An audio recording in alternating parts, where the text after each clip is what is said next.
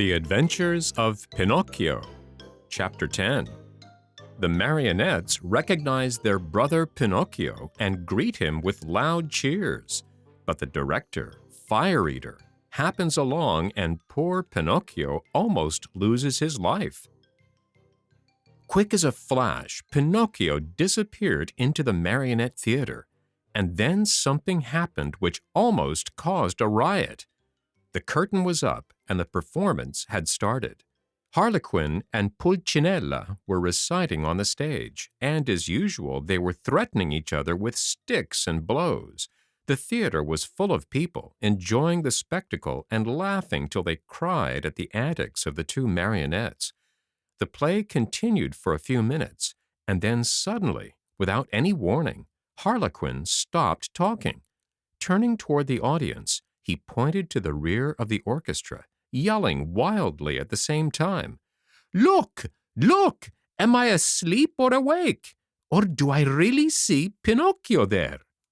"Yes, yes, it is Pinocchio!" screamed Pulcinella. "It is! It is!" shrieked Signora Rosaura, peeking in from the side of the stage. "It is Pinocchio! It is Pinocchio!" yelled all the marionettes, pouring out of the wings. "It is Pinocchio! It is our brother Pinocchio! Hurrah for Pinocchio!" "Pinocchio, come up to me!" shouted Harlequin. "Come to the arms of your wooden brothers."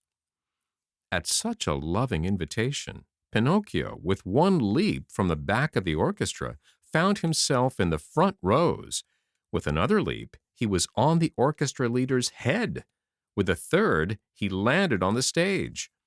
It is impossible to describe the shrieks of joy, the warm embraces, the knocks, and the friendly greetings with which that strange company of dramatic actors and actresses received Pinocchio. It was a heart-rending spectacle, but the audience, seeing that the play had stopped, became angry and began to yell, "The play! The play! We want the play!" The yelling was of no use, for the marionettes, instead of going on with their act, made twice as much racket as before, and lifting up Pinocchio on their shoulders, carried him around the stage in triumph. At that very moment, the director came out of his room. He had such a fearful appearance that one look at him would fill you with horror. His beard was as black as pitch, and so long that it reached from his chin down to his feet. His mouth was as wide as an oven, his teeth like yellow fangs, and his eyes two glowing red coals. In his huge hairy hands a long whip made of green snakes and black cat's tails twisted together, swished through the air in a dangerous way.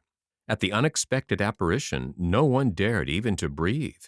One could almost hear a fly go by. Those poor marionettes, one and all, trembled like leaves in a storm. "Why have you brought such excitement into my theater?" the huge fellow asked Pinocchio with the voice of an ogre suffering with a cold. "Believe me, your honor, the fault was not mine." "Enough. Be quiet. I'll take care of you later." As soon as the play was over, the director went to the kitchen, where a fine big lamb was slowly turning on the spit. More wood was needed to finish cooking it. He called Harlequin and Pulcinella and said to them, "Bring that marionette to me. He looks as if he were made of well-seasoned wood. He'll make a fine fire for this spit." Harlequin and Pulcinella hesitated a bit. Then, frightened by a look from their master, they left the kitchen to obey him. A few minutes later they returned, carrying poor Pinocchio, who was wriggling and squirming like an eel and crying pitifully, "Father, save me! I don't want to die! I don't want to die!"